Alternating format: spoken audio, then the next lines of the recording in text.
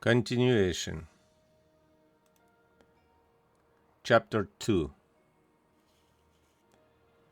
He sat up on the wood shavings and propped his back against the wall. A strap studded with 2 rows of sharp nails was hanging above his head. Every evening before he slept, he lashed and bled his body so that he would remain tranquil during the night and not act insolently. A light tremor had seized him. He could not remember what temptations had come again in his sleep, but he felt that he had escaped a great danger. "I cannot bear any more. I've had enough," he murmured, raising his eyes to heaven and sighing. The newborn light, uncertain and pale, slid through the cracks of the door and gave the soft yellow canework of the ceiling a strange glazed sweetness, precious like ivory. "I cannot bear any more. I've had enough," he murmured, again clenching his teeth with indignation. He riveted his eyes upon the air, and suddenly his whole life passed before him. His father's staff, which had blossomed on the day of his engagement, then the lightning flash which struck the engaged man and paralyzed him. Afterward, how his mother stared at him. Her own son stared at him, saying nothing. But he heard her mute complain. She was right. Night and day his sins were knives in his heart. He had fought in vain those last few years to vanquish fear, the only one of the devils which remained. The others he had conquered: poverty, desire for women, the joys of youth, the happiness of the heart. He had conquered them all except fear. If only this might be conquered too, if only he were able. He was a man now. The hour had come. My father's paralysis is my fault," he murmured. "It's my fault that Magdalene descended to prostitution. It's my fault that Israel still groans under the yoke. A cock, it must have been from the adjoining house where his uncle, the rabbi, lived, beat its wings upon the roof and crowed repeatedly, angrily. It had obviously grown weary of the night, which had lasted far too long, and was calling the sun to appear at last. The young man leaned against the wall and listened. The light struck the houses, doors opened, the streets came to life. Little by little, the morning murmur rose from earth and trees and slid out through the cracks in the houses. Nazareth was awakening. Suddenly there was a deep groan from the adjacent house, followed immediately by the rabbi's savage yell. He was rousing God, reminding him of the promise he had made to Israel. God of Israel, God of Israel, how long? Cried the rabbi, and the youth heard his knees strike crisply,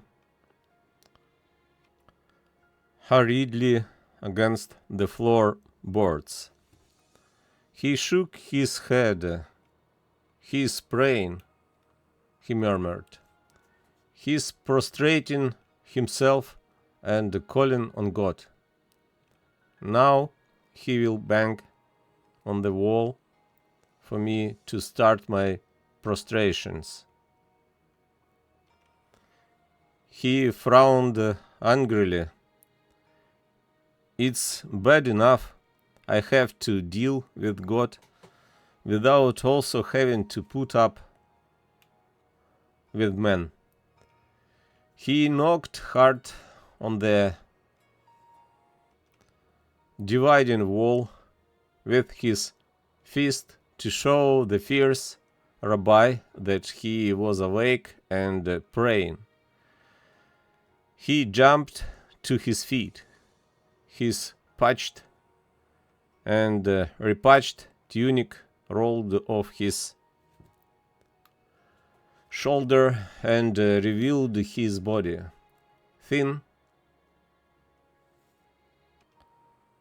sunburned, covered with red and black welts. Ashamed,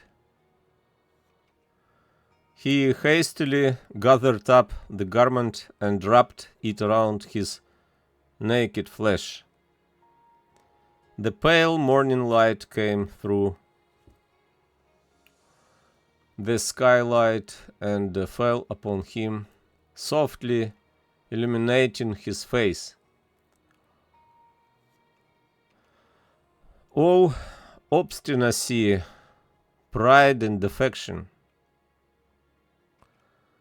The fluff about his chin and cheeks had become a curly coal black beard. His nose was hooked, his lips thick, and since they were slightly parted, his teeth gleamed brilliantly white in the light. It was not a beautiful face, but it had a hidden, disquieting charm. Were his eyelashes to blame? Thick and exceedingly long, they threw a strange blue shadow over the entire face. Or were his eyes responsible?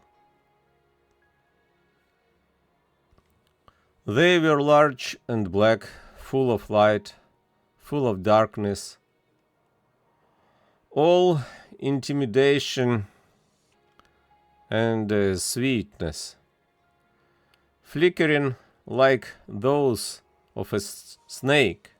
They stared at you from between the long lashes, and your head reeled. He shook out the shavings which had become tangled in his armpits and beard.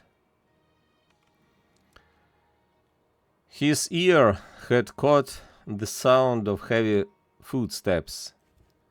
They were approaching, and he recognized them. "It's him. He's coming again," he groaned in disgust. "What does he want with me?" He crept toward the door to listen, but suddenly he stopped, terrified. Who had put the workbench behind the door and piled the cross and tools on it? Who? When? The night was full of evil spirits, full of dreams. We sleep, and they find the doors open, pass in and out at will, and turn our houses and our brains upside down. "Someone came last night in my sleep," he murmured under his breath, as though he feared the visitor were still there and might overhear him. Someone came. Surely it was God. God, or was it the devil? Who can tell them apart? They exchange faces. God sometimes becomes all darkness, the devil all light, and the mind of man is left in a muddle. He shuddered. There were two paths. Which way should he go? Which path should he choose? The heavy steps continued to draw nearer. The young man looked around him anxiously.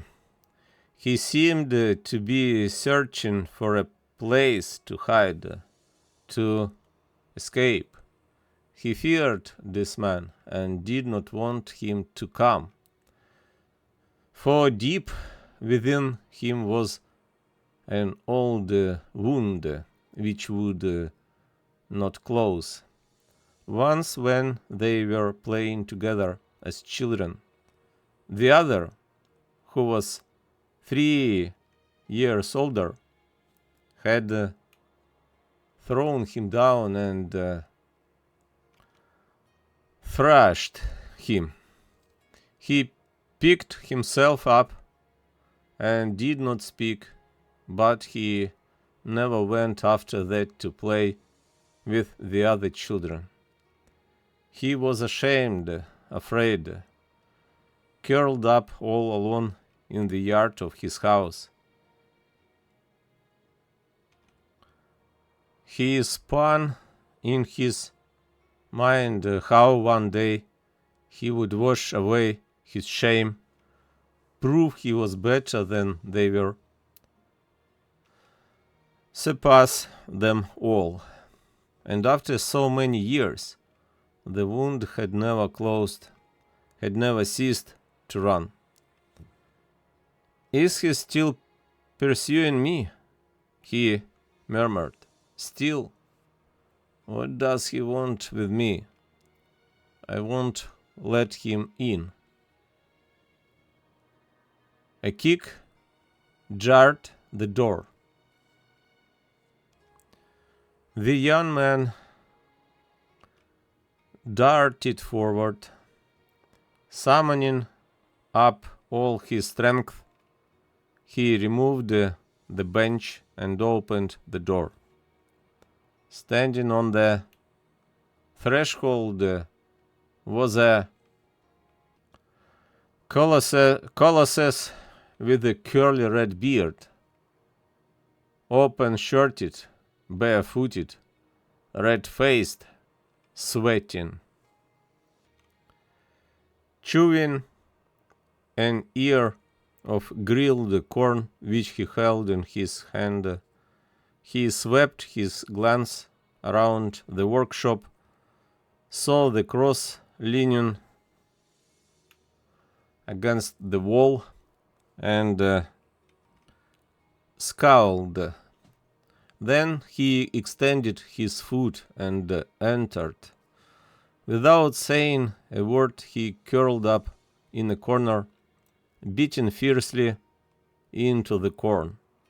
The youth, still standing, kept his face averted from the other and looked outside through the open door at the narrow, untimely awakened street. Dust had not yet been stirred. The soil was damp and fragrant. The night dew and the light of the dawn dangled from the leaves of the olive tree opposite. The whole tree laughed. Enraptured, the young man breathed in the morning world. But the red beard turned. Shut the door, he growled. I have something to say to you. The youth quivered when he heard the savage voice. He closed the door, sat down on the edge of the bench, and waited. I've come, said the red beard. Everything is ready. He threw away the ear of corn. Raising his hard blue eyes, he pinned them on the youth and stretched forth his fat, much wrinkled neck. And what about you? Are you ready too? The light had increased. The young man could not see the Redbeard's coarse, unstable face more clearly. It was not one but two. When one half laughed, the other threatened. When one half was in pain, the other remained stiff and immobile. And even when both halves became reconciled for an instant, beneath the reconciliation, you still felt that God and the devil were wrestling, irreconcilable. The young man did not reply. The Redbeard glanced at him furiously. Are you ready? He asked again. He had already begun to get up in order to grab him by the arm and shake him awake so that he would give an answer. But before he could do so, a trumpet blared and cavalry rushed into the narrow street, followed by the heavy, rhythmic march of Roman soldiers. The Redbeard clenched his fist and raised it toward the ceiling. God of Israel, he bellowed. The time has come. Today, not tomorrow. Today. He turned again to the young man. Are you ready? He asked once more, but then, without waiting for a reply, No, you won't bring the cross. That's what I say. The people are assembled. Barabbas has come down from the mountains with his men. We'll break into the prison and snatch away the zealot.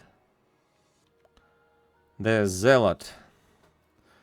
it will happen, don't shake your head. Then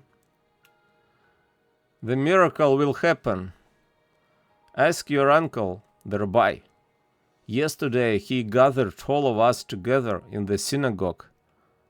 Why didn't your Highness come too? He stood up and spoke to us. The Messiah won't come, he said. As long as we remain standing with crossed hands, God and man, the Messiah won't come, he said, as long as we remain standing with crossed hands. God and man must fight together if the Messiah is to come. That's what he told us, for your information. God isn't enough, man isn't enough. Both have to fight together. Do you hear? He grasped the young man by the arm and shook him. Do you hear? Where is your mind?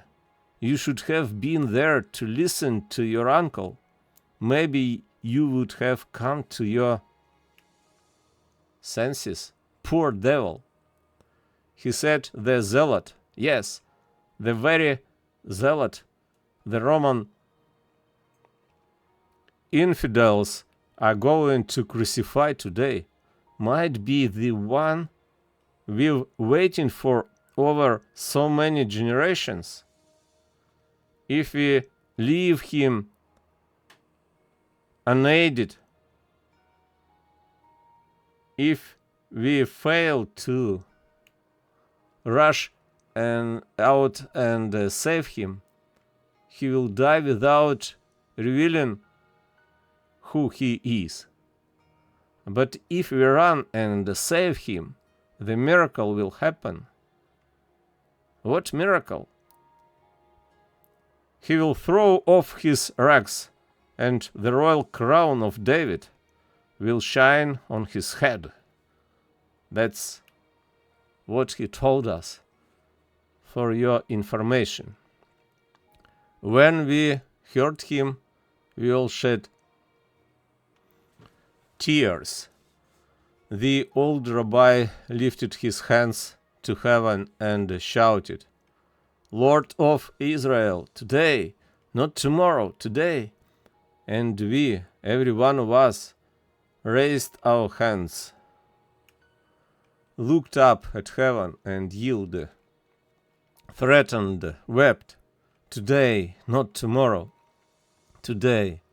Do you hear, son of the carpenter? Or am I talking to a blank wall? The young man, his half-closed eyes pinned on the strap with the sharp nails which hung on the wall opposite, was listening to something intently. Audible beneath the Redbeard's harsh and menacing voice were the hoarse, muffled struggles of his old father in the next room as he vainly opened and closed his lips, trying to speak. The two voices joined in the young man's heart, and suddenly he felt that all the struggle of mankind was a mockery. The red beard gripped him on the shoulder now and gave him a push. "Where is your mind, clairvoyant? Didn't you hear what your uncle Simeon told us? The Messiah will not come in this way," murmured the young man. His eyes were pinned now on the newly constructed cross, bathed in the soft, rosy light of the dawn. "No, the Messiah will not come in this way. He will never renounce his rags or wear a royal crown. Neither man nor God will ever rush to save him, because he cannot be saved. He will die wearing his rags, and everyone, even the most faithful, will abandon him. He will die all alone at the top of a barren mountain, wearing on his head a crown of thorns." Barren mountain, wearing on his head a crown of thorns. The red beard turned and gazed at him with astonishment. Half his face glittered, the other half remained completely dark. "How do you know?" he asked. "Who told you?" But the young man did not answer. It was fully light out now.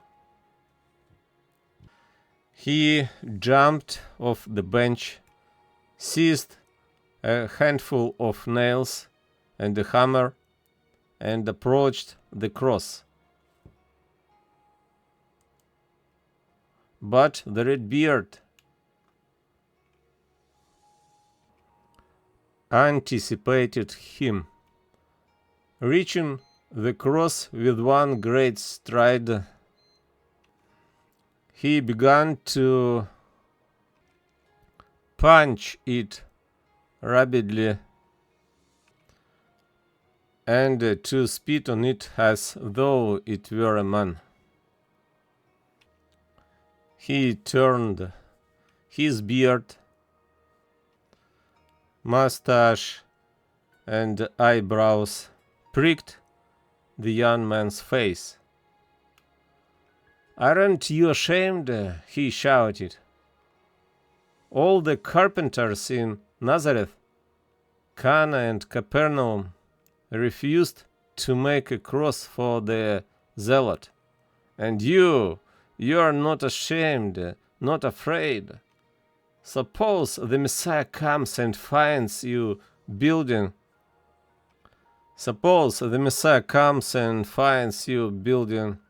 his cross. Suppose this zealot, the one who is being crucified today, is the Messiah.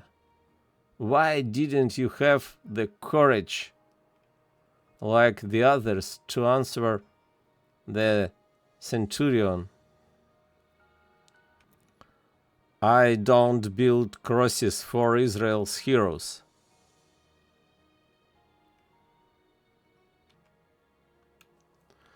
He seized the absent-minded carpenter by the shoulder. "Why don't you answer? What are you staring at?" Lashing out, he glued him to the wall. "You're a coward!" He flung at him with scorn. "A coward! A coward! That's what I say. Your whole life will add up to nothing." A shrill voice tore through the air.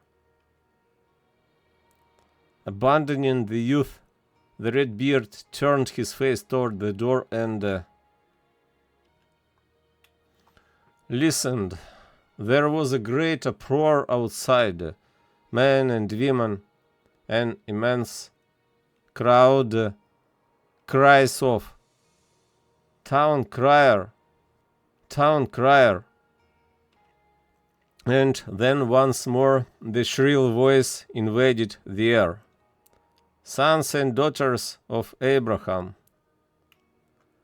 Isaac and Jacob, by imperial command, attention! Close your workshops and taverns. Do not go to your fields. Mothers, take your babies. Old men, take your staffs and come. Come, you who are lame, deaf, paralyzed.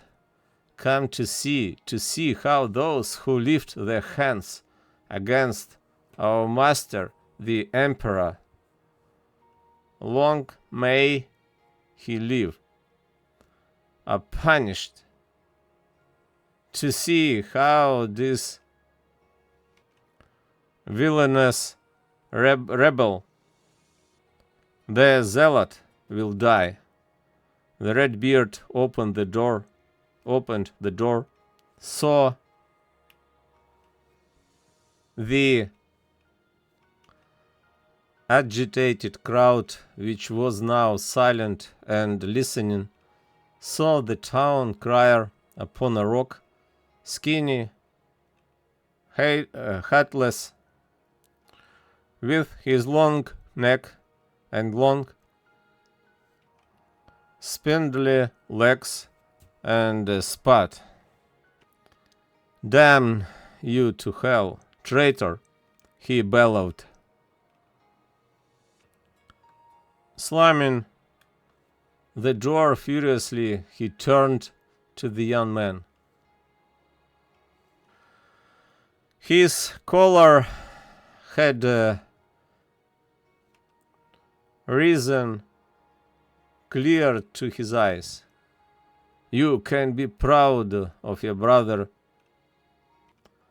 Simon, the traitor," he growled. "It's not his fault," said the youth contritely. "It's mine, mine." He paused a moment, and then, "It was because of me that my mother banished him from the house, because of me." And how he, half the Redbeard's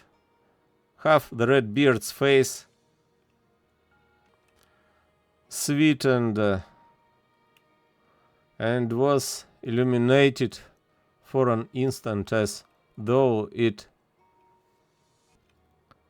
sympathized with the youth.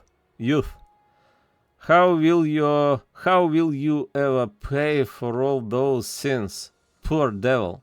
he asked. The young man remained silent for a long time. His lips moved, but he was tongue-tied. "With my life, Judas, my brother," he finally managed to say. "I have nothing else." The Redbeard gave a start. The light had now entered the workshop through the skylight and the slits of the door.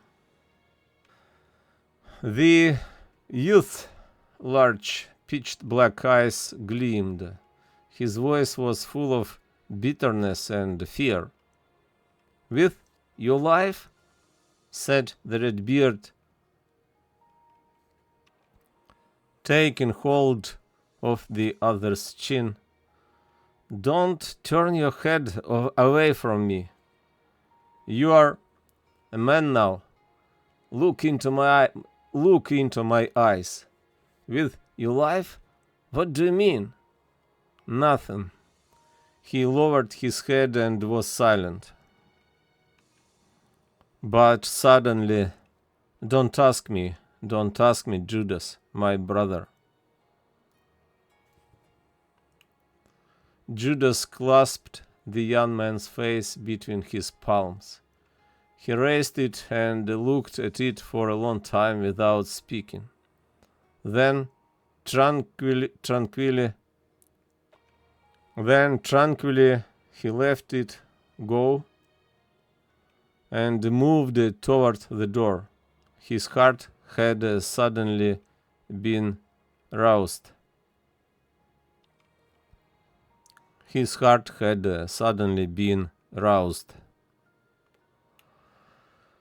The din outside was growing stronger and stronger. The rustle of naked feet and the flapping of sandals rose into the air, which jangled with the bronze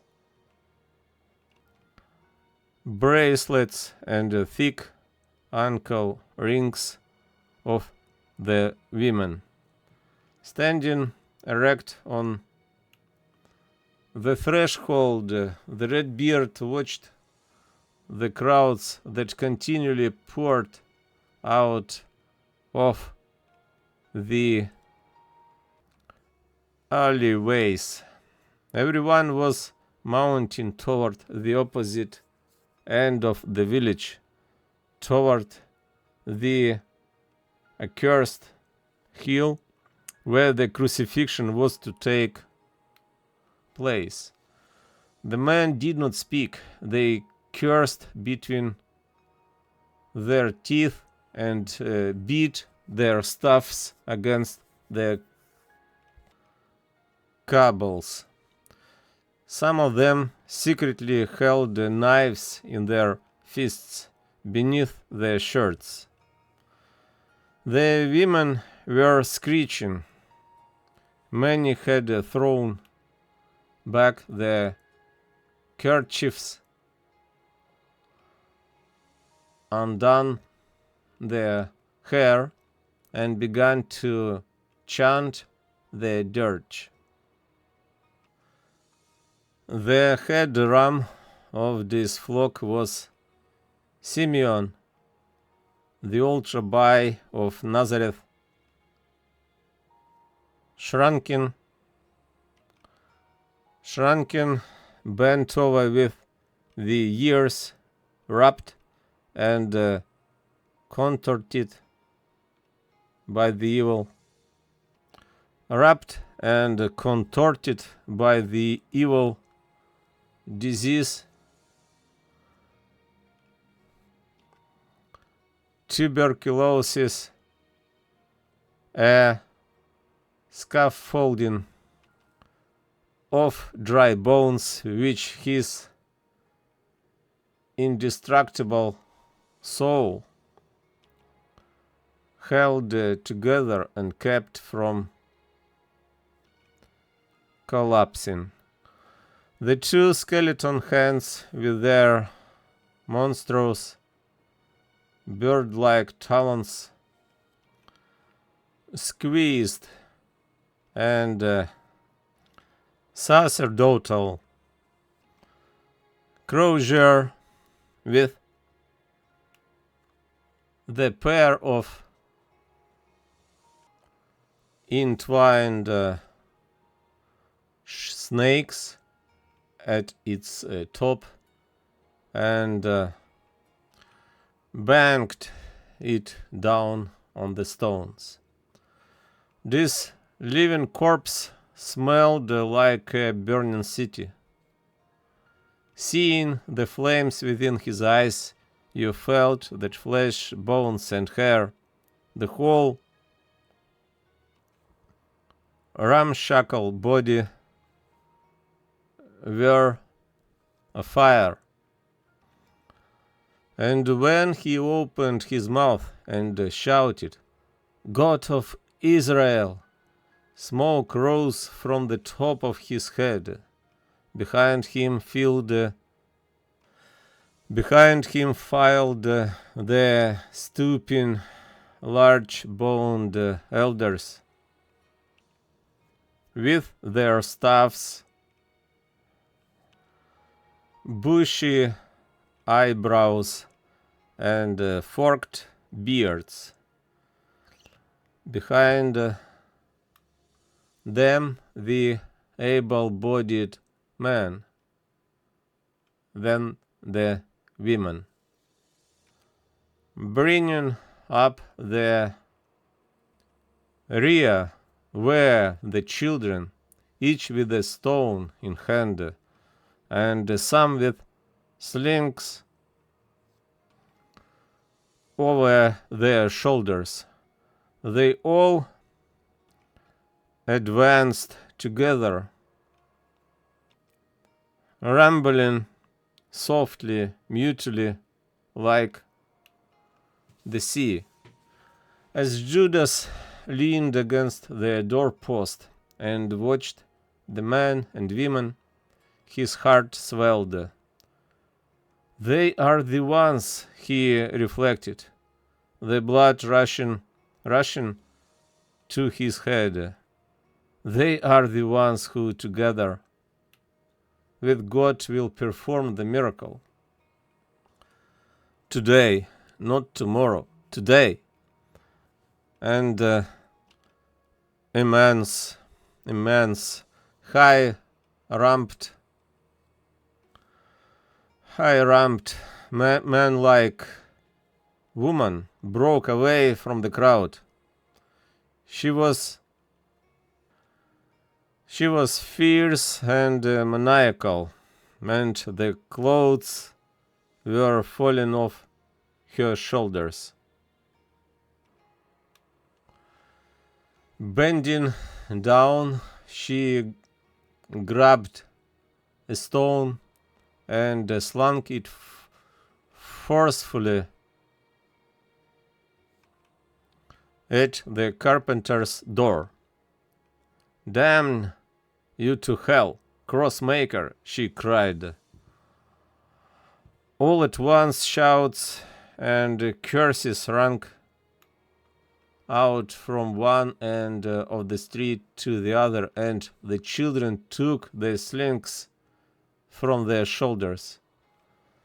The red beard shut the door with a bang. "Crossmaker! Crossmaker!" was hooted on all sides, and the door rumbled under a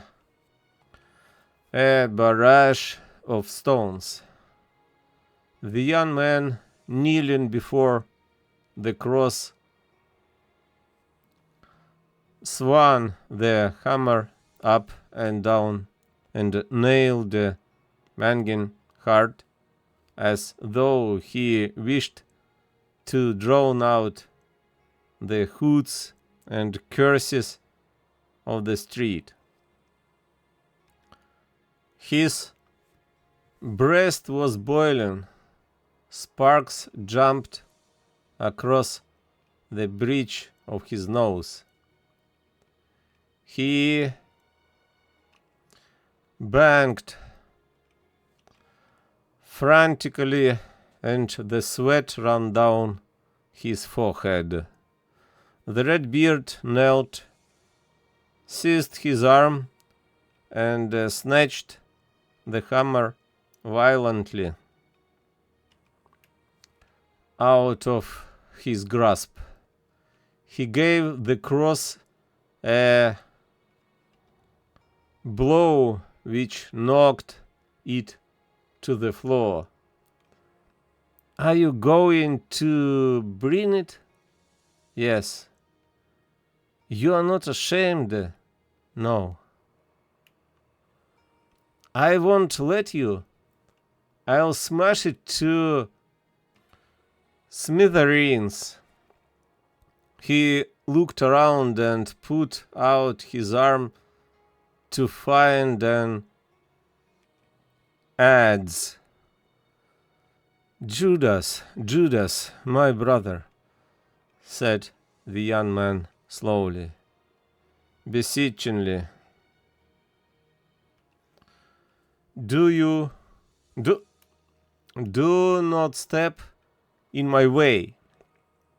His voice had suddenly deepened. It was dark, unrecognizable. The red beard was troubled. What way? He asked. What way? He asked quietly. He waited, gazing anxiously at the young man. The light now fell directly on the carpenter's face and on his bare, small-boned torso. His lips were twisted, clenched tight as though struggling to restrain a great cry. The red beard saw how emaciated he was, how pale, and his misanthropic heart felt pity for him. He was melting away. Each day his cheeks sank more. How long was it since he had last seen him? Only a few days. He had left to make his rounds of the villages near Gennesaret, a blacksmith. He beat and fashioned the iron, shod horses, made pickaxes, plowshares, and sickles, but then hurried back to Nazareth because he had received a message that the zealot was to be crucified.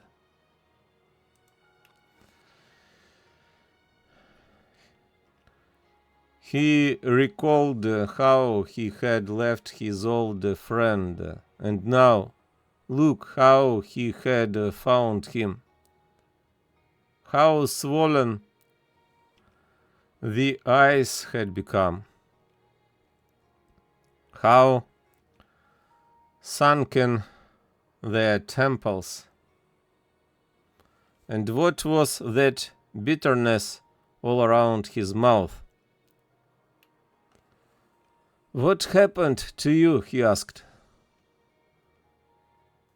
Why have you melted away? Who is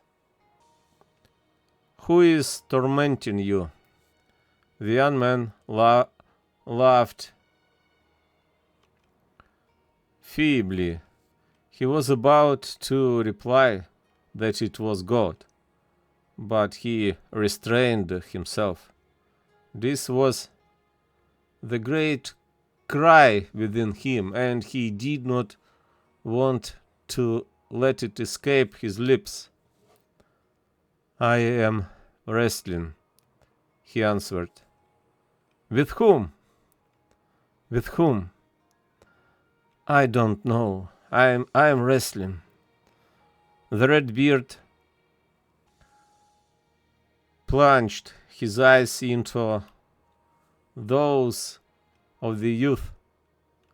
He questioned them, implored them, threatened, but the pitch-black, inconsolable eyes, full of fear, did not answer. Suddenly Judas' mind reeled. As he bent over the dark, unspeaking eyes, it seemed to him that he saw trees in bloom, blue water, crowds of men, and inside, deep down in the gleaming pupil, behind the flowering trees, and the water and the men, and occupying the entire iris, a large black cross.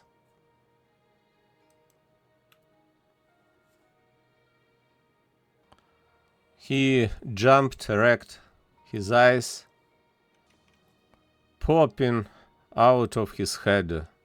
He wanted to speak, to ask, "Can you be you?" But his lips had frozen.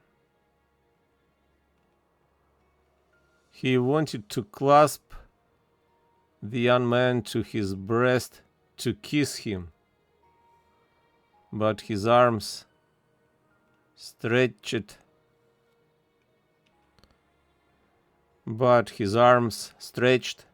in the air had suddenly stiffened like wood.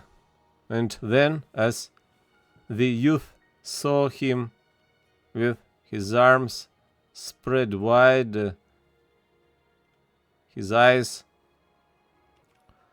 protruding, his hair standing on end, he uttered a cry.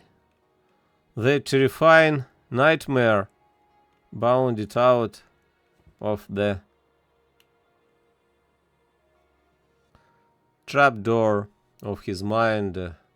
The entire rout of dwarfs with their implements of crucifixion and the cries, "After him, lads!" And now, too, he recognized their captain, the Redbeard. It was Judas the blacksmith, who had rushed in the lead,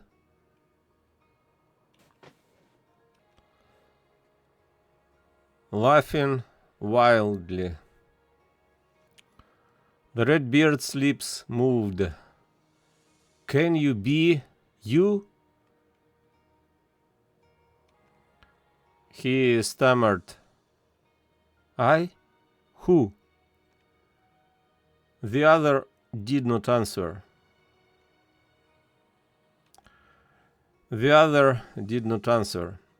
Chewing his mustache, he looked at him, half of his face again brilliantly illuminated, the other half plunged in darkness. Jostling in his mind were the signs and prodigies which had surrounded this youth from his birth, and even before, how, when the marriage candidates were assembled, the staff of Joseph, among so many others, was the only one to blossom. Because of this, the rabbi awarded him Mary,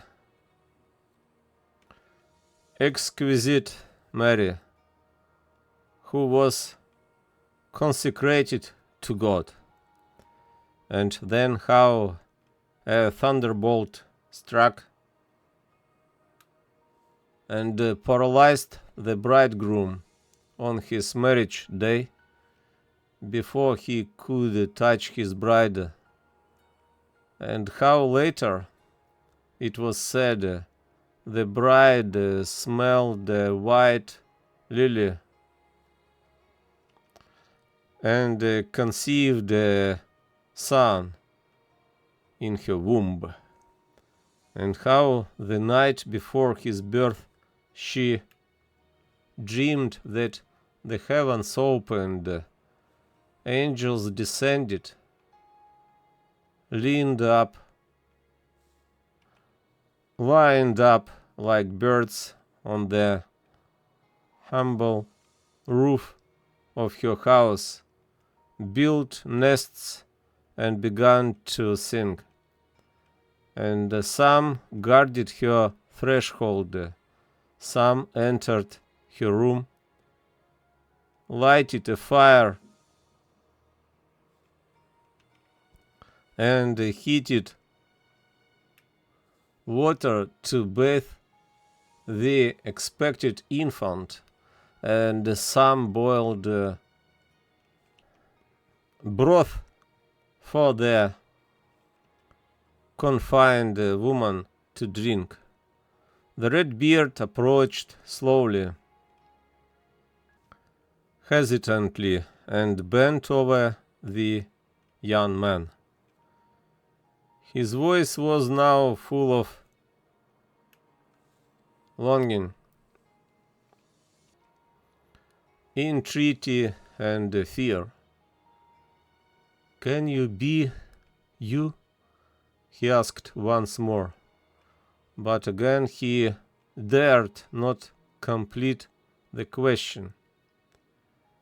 The youth quivered with fright. "Me?" he said, sniggering sarcastically.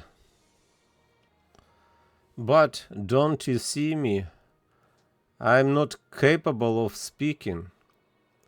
I haven't the courage to go to the synagogue. As soon as I see men, I run away. I shamelessly disobey God's commandments. I work on the Sabbath." He picked up the cross, stood it straight again, and seized his hammer. "And now, look, I make crosses and crucify." Once more he struggled to laugh. The red beard was vexed and did not speak. He opened the door. A new swarm of tumultuous villagers appeared at the end of the street, all the ladies with disheveled hair, sickly old men, the lame, the blind, the leprous, all the dregs of Nazareth. They too were mounting short of breath. They too were crawling toward the hill of crucifixion. The appointed hour drew near. "It's time for me to leave and join the people," the Redbeard reflected. "Time for us to rush forward all together and snatch away the zealot. Then it will become clear whether or not he is the Savior." But he hesitated. Suddenly a cool breeze passed over him. No, he thought, this man who is to be crucified today will not be the one the Hebrew race has awaited for so many centuries. Tomorrow, tomorrow, tomorrow. How many years, God of Abraham, have you kept pounding us with this tomorrow? Tomorrow, tomorrow. All right, when? We are human. We've stood enough. He had become ferocious, throwing a wrathful glance at the young man, who lay prone on the cross, nailing, he asked himself with a shudder, can he be the one? Can he be the one, the crossmaker? God's ways are obscure and indirect. Can he be the one behind the old women and the cripples, the soldiers of the Roman patrol now appeared with their shields, spears, and helmets of bronze. Indifferent and silent, they herded the flock of men, looking down on the Hebrews with disdain. The red beard eyed them savagely, his blood boiling. He turned to the youth. He did not want to see him away more. Everything seemed to be his fault. I am leaving, he cried, clenching his fist. You do what you like, crossmaker. You're a coward. A good-for-nothing traitor like your brother, the town crier. But God will throw fire on you, just as he threw it on your father, and burn you up. That's what I say, and let it be something for you to remember me by.